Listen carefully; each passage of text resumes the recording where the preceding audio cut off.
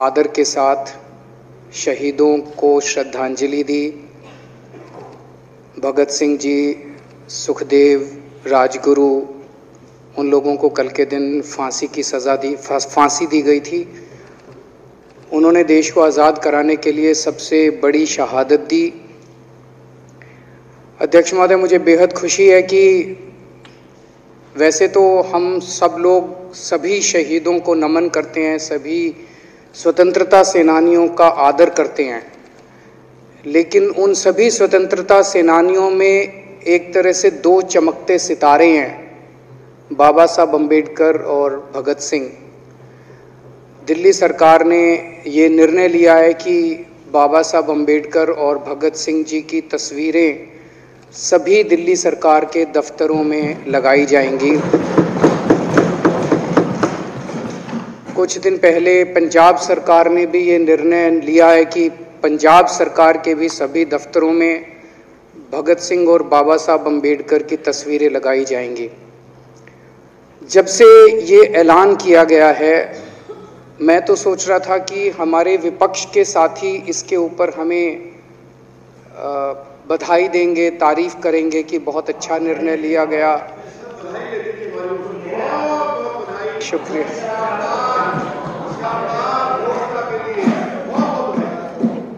लेकिन जब से ये ऐलान किया है कि इतना, यहाँ तो कहने के लिए कह दिया, बाहर एक मिनट मेरे को पूरा, हमें इतना क्रिटिसाइज किया जा रहा है। बीजेपी वाले कह रहे हैं कि बाबा साहब अम्बेडकर और भगत सिंह की क्यों लगाई, सावरकर की क्यों नहीं लगाई, हेडगेवार की क्यों नहीं लगाई। तो मैं कह रहा हूं भाई, सावरकर की और हेडगेवार की तुम लगा लो। अब देखो, जो बोल रहे थे उसमें तो किसी ने टिप्पणी नहीं की। मैंने कहा भाई सावरकर की बोल रहे हैं, सावरकर की और हेडगेवार की तुम लगा लो, हम बाबा साहब अम्बेडकर की और भगत सिंह की लगा लेते हैं। कांग्रेस वाले चिल्ला रहे हैं, इंदिरा गांधी की क्यों नहीं लगाई, राजीव गांधी की क्यों नहीं लगाई, सोनिया गांधी की क्यों नहीं लगाई। तो हम कह रहे हैं भाई, इंदिरा गांधी की तुम लगा लो, हम तो बाबा साहब अम्बेडकर की और भगत सिंह की लगाएंगे। अध्यक्ष महोदय, मेरे को पता नहीं था ये लोग बाबा साहब अम्बेडकर और भगत सिंह से ऐसी नफरत क्यों करते हैं सारे प्रतिपक्ष के लोग। मैं आपको बताता हूं क्यों करते हैं, और खासकर बीजेपी वाले बाबा साहब अम्बेडकर से इतनी नफरत क्यों करते हैं, मैं बताता हूं आपको। बाबा साहब अम्बेडकर ने संविधान बनाया, मैं बता देता हूं आपको, आप भी सेटिस्फाई हो जाओगे।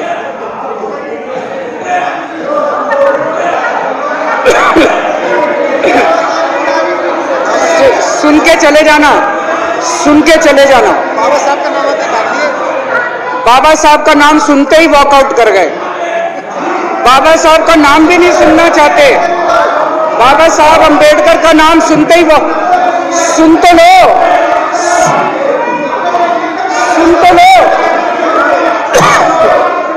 तमाशा, और ये सब कुछ जो इन्होंने बोला वो सच बोला। सुन तो लो।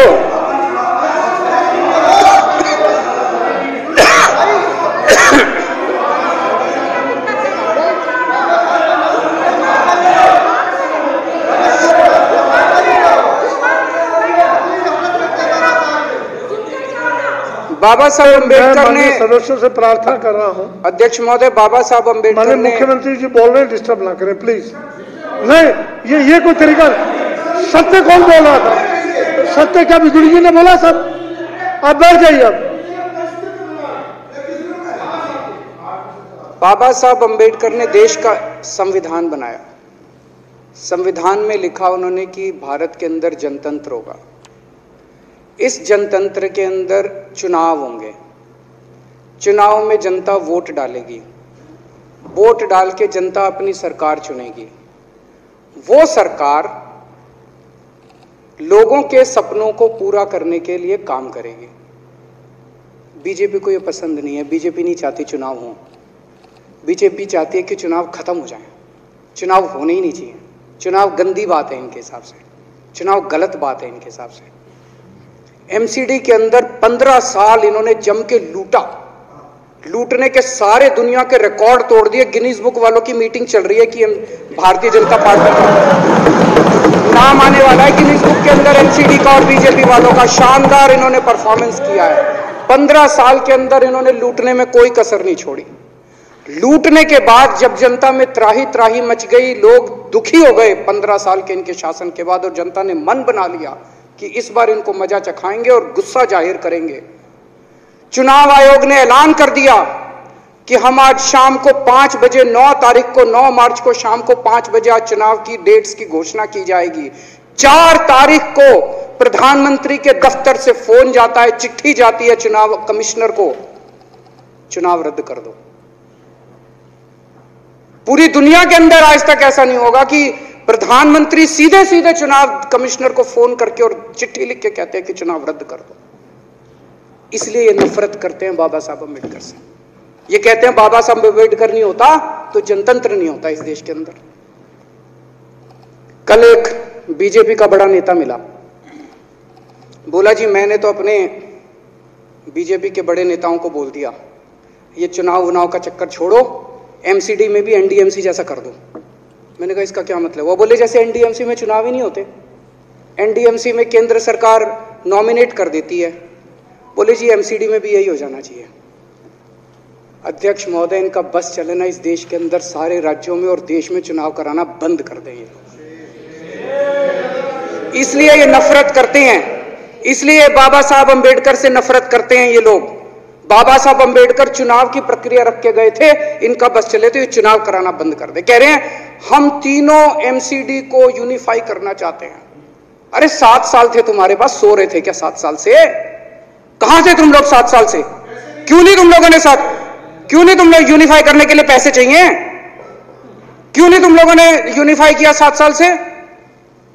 चुनाव के 1 घंटे पहले तुम लोग चिट्ठी लिख रहे हो, अब सो के जागे हो कि अब यूनिफाई करोगे। तो यूनिफाई नहीं करना, चुनाव टालने हैं, क्योंकि हार रहे हैं। मेरी हाथ जोड़ के विनती है, हार जीत लगी रहती है। कभी ये पार्टी हारती है, कभी वो पार्टी हारती है, कभी आज बीजेपी हारती है, कभी आम आदमी पार्टी भी हारती है, कभी कांग्रेस हारती है। देश बड़ा है, देश की सोचो।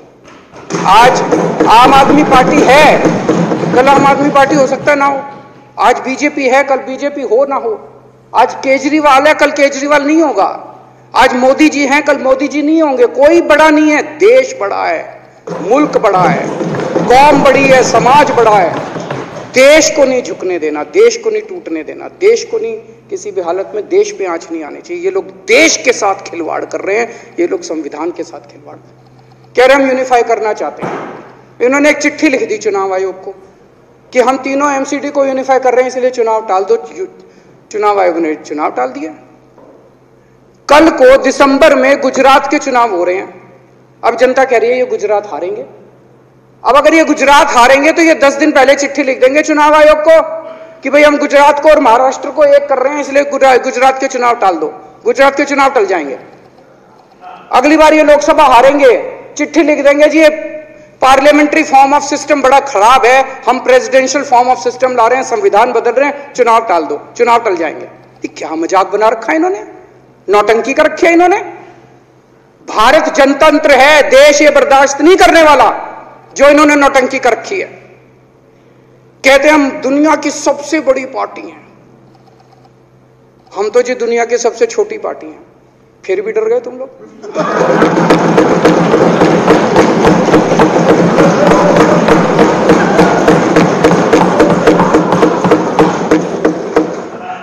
दुनिया की सबसे बड़ी पार्टी दुनिया की सबसे छोटी पार्टी से डर के भाग गई। क्या कायर हो यार।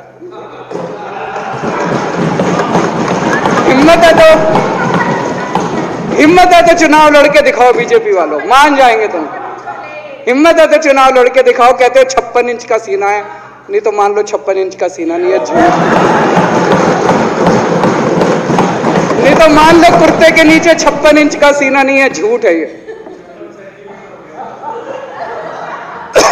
कल मैंने देखा, आपको भी बुरा लगा, मैं आपके कमरे में जब चाय पीने आया, आपने मेरे साथ अपना दुख शेयर किया कि जब एलजी साहब ने भाषण शुरू किया, ये सारे खड़े हो गए नारे लगाने। क्या कश्मीर फाइल्स टैक्स फ्री करो, और पीछे से 2 जने कह रहे थे दारू की दुकानें बंद करो। अब इनको भी नहीं पता आज नारे किस चीज के लगाने, ऊपर से आया तो था ऊपर से आया तो था। तो 2 जने कह रहे थे दारू की दुकान बंद करो, आगे वाले कह रहे थे कश्मीर फाइल्स टैक्स फ्री करो, फिर दूसरे वाले ने कहा आज कश्मीर वाला नारा लगाना है। तो जैसे रैलियां होती हैं उसमें कुछ टीवी वाले माइक लगा देते हैं कि हाँ जी किस लिए आए हो, तो वो यूं यूं देखता है किस लिए।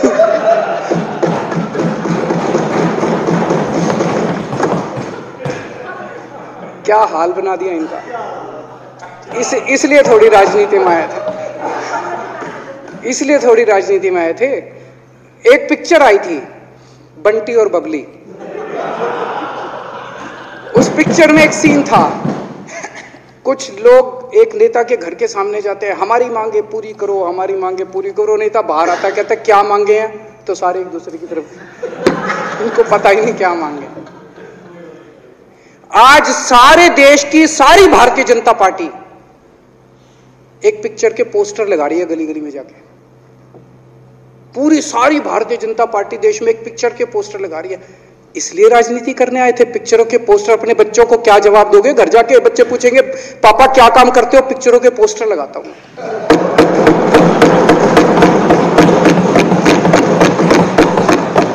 8 साल केंद्र सरकार चलाने के बाद अगर किसी देश के प्रधानमंत्री को विवेक अग्निहोत्री के चरणों में शरण लेनी पड़े तो इसका मतलब उस प्रधानमंत्री ने 8 साल में कोई काम नहीं किया। 8 साल खराब कर दिए।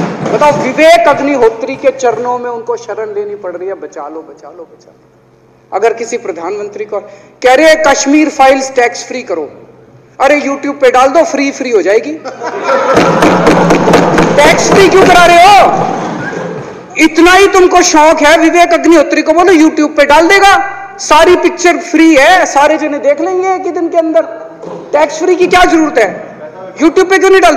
कल एक मैंने अखबार में पढ़ा, हरियाणा के अंदर एक भारतीय जनता पार्टी का ही एक एमएलए था, उसने कहा आज मैं पार्क के अंदर इसकी फ्री स्क्रीनिंग करूंगा। तुरंत विवेक अग्निहोत्री का ट्वीट आया खट्टर साहब के, खट्टर साहब देखो ये फ्री में कर रहा है, इसको बोलो टिकट लेके करेगा। भाई साहब, कश्मीरी पंडितों के नाम पे कुछ लोग करोड़ों करोड़ों रुपए कमा रहे हैं और तुम लोगों को पोस्टर लगाने का काम दे दिया। आंखें खोलो, क्या कर रहे हो तुम लोग? वो करोड़ों कमा गया, कश्मीरी पंडितों के नाम पे करोड़ों कमा गया और तुम लोग पोस्टर लगाते रह गए। क्या हाल बना दिया तुम लोगों का यार। आंखें खोलो तुम लोग।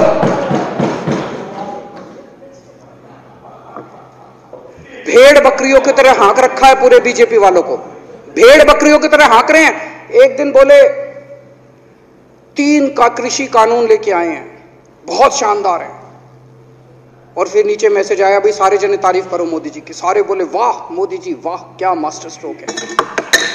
और मेरे को याद है इसी सदन के अंदर इन लोगों ने उन 3 कानूनों की खूब तारीफ की थी, बोले क्या मास्टर स्ट्रोक है और क्या शानदार कानून लेके आए। 1 साल के बाद फिर आया भाई 3 कानून वापस ले लिए, बोलो फिर तारीफ करो मोदी जी की, भाई कानून बेकार थे मोदी जी। क्या इसी सदन के अंदर इन लोगों ने इतनी बेशर्मी, दिमाग पे ताला लगा रखा, इन्होंने कहा वाह मोदी जी वाह, क्या 3 कानून खराब थे आपने वापस ले लिया, देश को बचा लिया। क्या मास्टर स्ट्रोक, ये क्या हाल बना दिया आप लोगों का यार। फिर थोड़े दिन बाद बोले भाई दारू की दुकानों के खिलाफ करो, फिर सारे जने दारू की दुकान बंद करो, दारू की। अब दारू ठीक हो गई दिल्ली में, आजकल तो शोर नहीं करते तुम लोग। अब कश्मीर फाइल आ गई, पहले कृषि कानून, रोज काम दे रखा है तुमको, कुछ ना कुछ ऊपर से आ जाता है, काम दे रखा है। अब दारू की दुकानें। मेरा एक ही निवेदन है मेरे बीजेपी के साथियों से, आप तो अपने ही हो, आप तो सब अपने, मेरे छोटे भाई बड़े भाई बिदुरी साहब तो बड़े भाई है मेरे, आप तो सारे अपने हो यार। थोड़ा सा देश के बारे में सोचो यार, थोड़ा देश के बारे में सोचो। हिटलर भी जो था वो कम से कम अपने चमचों को नौकरी देता था, रोजगार देता था। इतिहास उठा के पढ़ो, उसने रोजगार तो दिया था, इन्होंने क्या दिया आपको? आपके बच्चों को नौकरी दी? आपके घर में कोई खाने पीने का इंतजाम करा? आपकी बिजली का इंतजाम करा? केजरीवाल काम आता है आपके? आपके भी घर की बिजली फ्री कर रखी है। दिल्ली के 12 लाख बच्चों को नौकरी दी है मैंने, स्कूल ठीक कर दिए, अस्पताल ठीक कर दिए। आपके घर में कोई बीमार हो, केजरीवाल दवाई पहुंचाता है, मोदी दवाई नहीं पहुंचाता। केजरीवाल काम आया। मैं बीजेपी के सारे कार्यकर्ताओं से कहना चाहता हूं, थोड़ा सा दिमाग खोलो। बीजेपी के सारे सपोर्टर्स को कहना चाहता हूं, थोड़ा सा दिमाग खोलो। ये भेड़ चाल बंद करो, भेड़ बकरियों की तरह हाँक रहे हैं ये आपको, ये सब बंद करो। दिमाग खोल के सारे जने बीजेपी छोड़ के आम आदमी पार्टी में आ जाओ।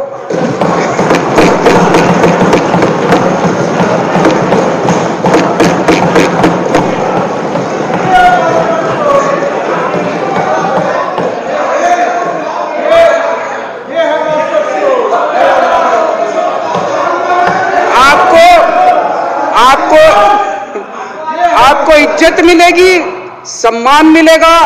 आपसे कतई झूठे नारे नहीं लगवाएंगे।